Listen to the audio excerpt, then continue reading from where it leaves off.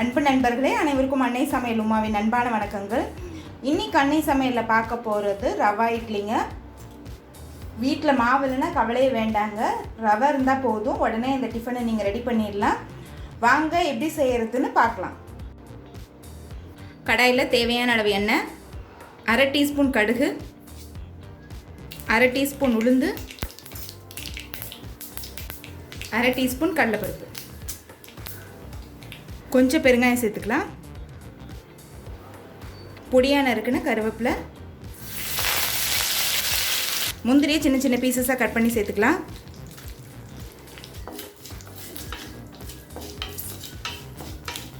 பொடியாக நறுக்குன 2 பச்சை மிளகாய்,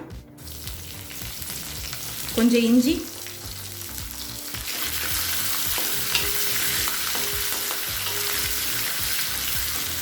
அடுத்தது கொஞ்சம் மஞ்சத்தூள் சேர்த்துக்கலாம். மஞ்சத்தூள் சேர்க்குறது ஆப்ஷனல் தாங்க, விருப்பப்பட்டால் சேர்த்துக்கலாம், இல்லைன்னா வேண்டாம். துருவன கேரட் 1/4 கப்,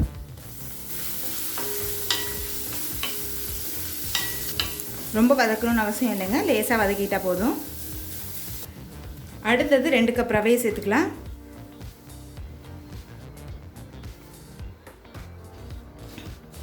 இப்போ ஸ்லோலே வச்சு ரவையை நல்லா வறுத்துக்கலாங்க. நல்ல வாசனை வர்ற வரைக்கும் வறுக்கணும்.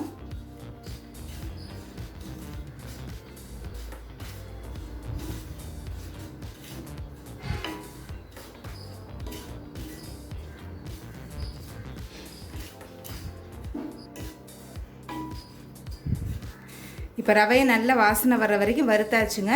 இப்போ இது கொஞ்சம் நேரம் ஆறட்டும். இப்போ இது நல்லா ஆறிடுச்சுங்க. கொஞ்சம் கொத்தமல்லி சேர்த்துக்கலாம். இப்போ இது கூட 1/2 கப் தயிர் சேர்த்துக்கலாம். இப்போ இது நல்லா மிக்ஸ் பண்ணிடலாங்க.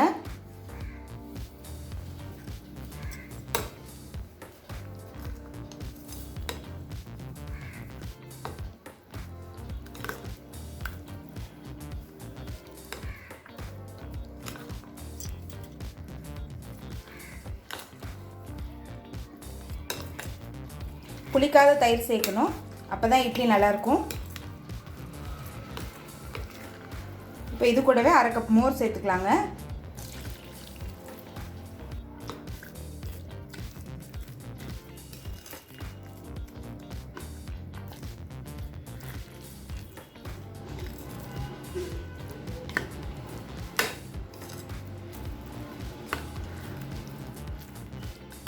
தேவையான அளவு உப்பு.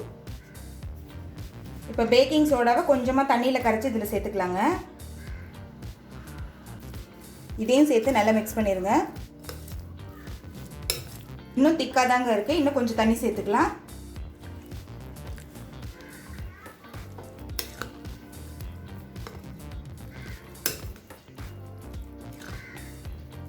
எல்லாத்தையும் நல்லா மிக்ஸ் பண்ணியாச்சுங்க.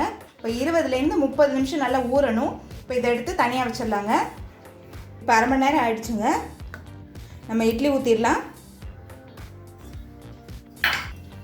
இப்போ மூடி போட்டு 10 நிமிஷம் மீடியம் ஃப்ளேம்லேயே வச்சிடலாங்க.